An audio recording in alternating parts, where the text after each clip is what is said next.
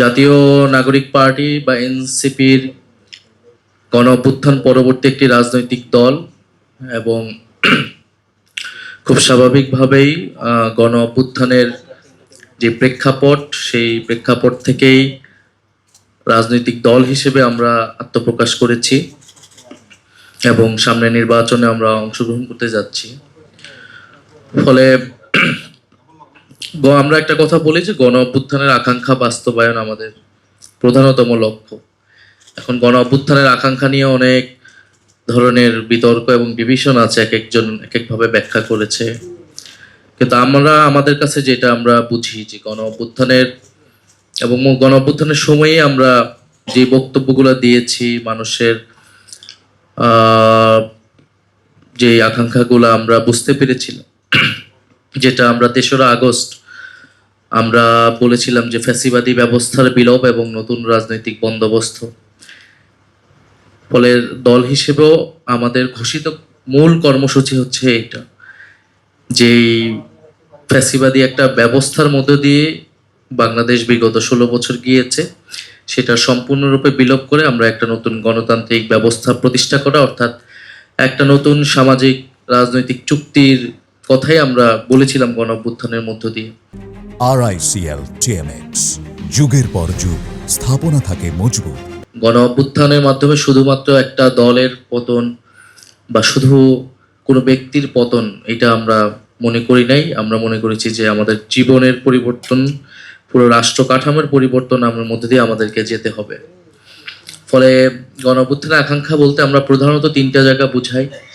একটা হচ্ছে আমাদের যে গণতান্ত্রিক একটা বন্দোবস্ত প্রতিষ্ঠা, দ্বিতীয়ত যেটা আমাদের আন্দোলনের বা ব্যানারের নাম ছিল যে বৈষম্য বিরোধী, অর্থাৎ একটা অর্থনৈতিক ন্যায্য সমাজ প্রতিষ্ঠা করা, যেখানে আমরা সমাজে ধনী গরিবের বৈষম্য কমিয়ে আনতে পারবো এবং মানুষের যে ন্যূনতম মানবাধিকার, মৌলিক অধিকার, নাগরিক অধিকারগুলো রয়েছে, তার শিক্ষা, স্বাস্থ্য, কর্মসংস্থান, সেই জায়গাগুলো নিশ্চিত হবে। এবং তৃতীয়ত আমাদের স্বাধীনতা, সার্বভৌমত্ব যাতে অক্ষুণ্ণ থাকে, আমাদের জাতীয় মর্যাদা যাতে কোথাও কম্প্রোমাইজ না হয়। কারণ বিগত সময়ে দেখেছি আমাদের জাতীয় স্বার্থ বিরোধী অনেক চুক্তি, অনেক বৈদেশিক সম্পর্কের ক্ষেত্রে জাতীয় স্বার্থকে প্রাধান্য দেওয়া হয়নি। ফলে সার্বভৌমত্ব এবং জাতীয় মর্যাদাও আমাদের অন্যতম একটি লক্ষ্য। ফলে এই ৩টি জায়গা থেকে আমরা গণ অভ্যুত্থান পরবর্তীতে কাজ করার চেষ্টা করেছি এবং সেই জায়গা থেকে সংস্কারের কথাটা এসেছে, বিচারের কথাটা এসেছে এবং নির্বাচনের কথাটা এসেছে। সংস্কারের আমরা জুলাই ঐক্যমত্য কমিশনে জুলাই সনদ, সেটাতে ঐক্যমত এসেছি, যদিও সেখানে আমাদের অনেক দাবি উপেক্ষিত হয়েছে। আমরা যেইভাবে পুনর্গঠনটা চেয়েছিলাম সেটা হয়নি, কিন্তু বাস্তবতা মেনে নিয়ে আমরা বলেছি যে যতটুকু হয়েছে সেটাতেই আমরা আমাদের অর্জন মনে করে সামনের দিকে আগাতে চাই। এবং সামনে নির্বাচনটা হচ্ছে গণভোট। আমরা যখন নির্বাচনের কথা বলি, আমরা শুধুই নির্বাচনের কথাই বলতেছি, যেন এটা একটা সাধারণ নির্বাচন যেখানে ক্ষমতার শিফটিং ঘটবে একটা সরকার থেকে আরেকটা সরকার। কিন্তু এই নির্বাচনটা গণভোট এবং গণভোটের মধ্যে দিয়ে আমরা যেই জায়গাগুলো এসেছিলাম সেই অর্জনগুলা বাস্তবায়িত হবে যদি জনগণ সেটার পক্ষে থাকে। ফলে জুলাই সনদও আমাদের রাজনৈতিক কর্মসূচির অন্যতম কেন্দ্রবিন্দু। এই সময়ের রাজনীতি জুলাই সনদে যেই জায়গাগুলোতে আমরা ঐক্যমত হতে পেরেছি, এছাড়া আমরা আমাদের দলগতভাবে রাষ্ট্রের মৌলিক সংস্কারের যে প্রস্তাবনা দিয়েছি তার অনেকগুলো গৃহীত হয়েছে, অনেকগুলো গৃহীত হয়নি।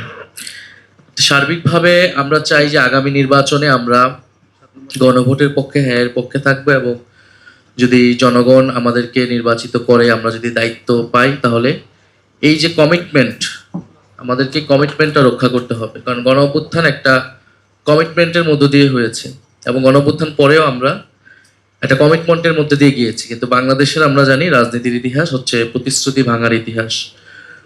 আমাদের এইখানেও সিনিয়র রাজনৈতিক নেতৃবৃন্দ রয়েছে। 90-এর গণ অভ্যুত্থানের কথা আপনারা জানেন, সেখানে কিন্তু কমিটমেন্ট ব্রেক করা হয়েছিল। তো এর ফলাফল কিন্তু আসলে ভালো হয়নি।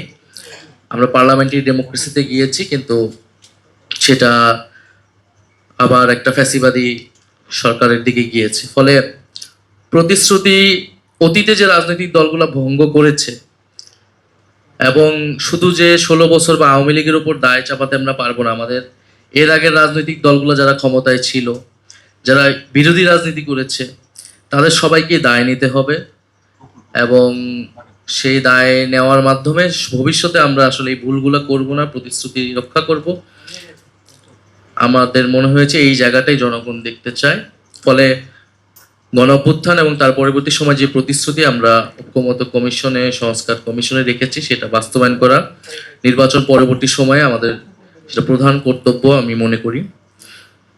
দ্বিতীয় জায়গাটা আমি আসবো যে আজকের এই ডিবেটের স্পেসিফিক আমি যতটুকু জানি যে 3টা জায়গা ছিল আমাদের। তো এছাড়া 24 দফায় আমাদের পার্টির প্রত্যেকটা বিষয় অনুযায়ী আমাদের ভিশনটা দেওয়া আছে। আমি যেহেতু সময় অল্প, আমি ওই 3টা জায়গাতে আমি গুরুত্ব দিতে চাই। একটা হচ্ছে সরকার, সুশাসন এবং দুর্নীতি, দ্বিতীয়ত আইন শৃঙ্খলা, এবং তৃতীয়ত মিডিয়া ফ্রিডম এবং আমাদের যে সিভিক রাইটস, নাগরিক অধিকার প্রশ্নে।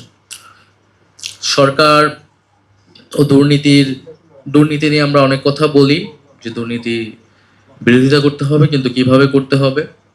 দুর্নীতি দমন করতে হলে সবচেয়ে গুরুত্বপূর্ণ যেটা, সেটা হচ্ছে অ্যাকাউন্টেবিলিটি নিশ্চিত করা, জবাবদিহিতা এবং স্বচ্ছতা। এই 2টা জায়গা যদি আমরা নিশ্চিত করতে না পারি, আমরা আসলে দুর্নীতি দূর করতে পারবো না। এবং আমার একটা অভিজ্ঞতা যেহেতু হয়েছে গণঅভ্যুত্থান পরবর্তী সরকারে থাকার ভিতর থেকে, এই সময়টা দেখেছি যেখানে কোনো প্রশাসন ছিল না, এই প্রশাসন আবার রিঅর্গানাইজ হয়েছে, একই সাথে দুর্নীতির চক্রগুলো কিভাবে রিঅর্গানাইজ হয়েছে।